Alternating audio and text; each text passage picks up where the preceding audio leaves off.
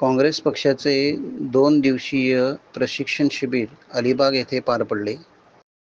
या प्रशिक्षण शिबिराला उपस्थित राहून काँग्रेस प्रदेशाध्यक्ष हर्षवर्धन सपकाळ यांनी मार्गदर्शन केले. त्यानंतर त्यांनी पत्रकार परिषदेत जोरदार हल्लाबोल केला. हिंदी सक्तीसोबत भाजप अजेंडा रेटवते असे त्यांनी सांगितले. ही जयपूर, राजस्थान या ठिकाणी, उदयपूर या ठिकाणी झालेल्या डिक्लेरेशनमध्ये प्रत्येक कार्यकर्त्याला प्रशिक्षित केलं जाणार अशा प्रकारचं आमचा एक ठराव झाला होता. त्याच अधिवेशनात भारत जोडो यात्रा काढल्या जाईल हे देखील त्याच आमच्या चिंतन बैठकीमध्ये ठरलं होतं आणि त्या अनुषंगानं महाराष्ट्रभर प्रशिक्षण हे वेगवेगळ्या माध्यमातून सुरू आहे. मात्र आज थेट पद्धतीनं जिल्हा काँग्रेसच्या माध्यमातून प्रशिक्षणाचं एक कार्य हे महाराष्ट्रभर सुरू होत आहे आणि आज या शिबिराला संबोधित करण्याकरता या ठिकाणी आज आम्ही आलेलो. काय होतील याचा सस्पेन्स हा सुप्रीम कोर्टाच्या निकालानंतरही अजूनही तो बरकरार आहे. यामध्ये महाविकास आघाडीच्या माध्यमातून आम्ही लोकसभा आणि विधानसभा या 2 निवडणुका लढलोय आणि आज देखील भाजपच्या विरोधात सर्व पक्षांची, समविचारी पक्षांची मोड बांधण्याकरता आम्ही कटिबद्ध आहोत.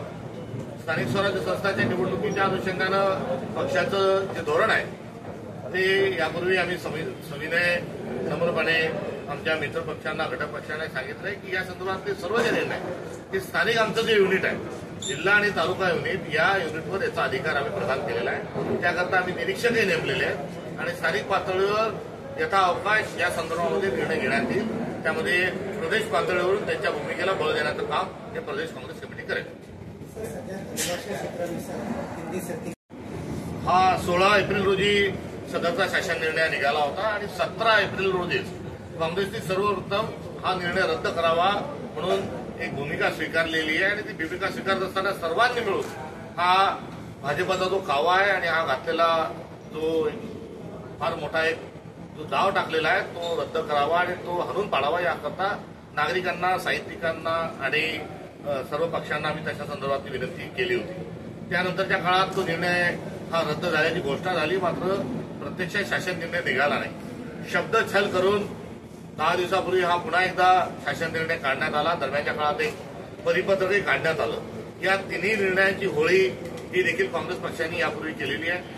काँग्रेसच्या माध्यमातून सर्व सारस्वतांना पत्र लिहिणे, त्यांना याकरता विरोध करणं असाही अनुरोध केला आणि अनेक, जसा तो एक मोर्चा 5 तारखेला होतोय तसे अनेक प्रयत्नही वेगवेगळ्या पातळीवर होतात आहे. काही भाषा या संवर्धनासाठीच्या संस्था असतील, त्या व्यक्ती असतील, यांनी वेगवेगळे कार्यक्रम हे या संदर्भामध्ये निषेधात्मक लावलेले आहेत. जसं आजही मी या शासन निर्णयाची होळी करण्याकरता मला 2:30 वाजेपर्यंत मुंबईला पोहोचायचं आहे, तिथेही मी जात आहे.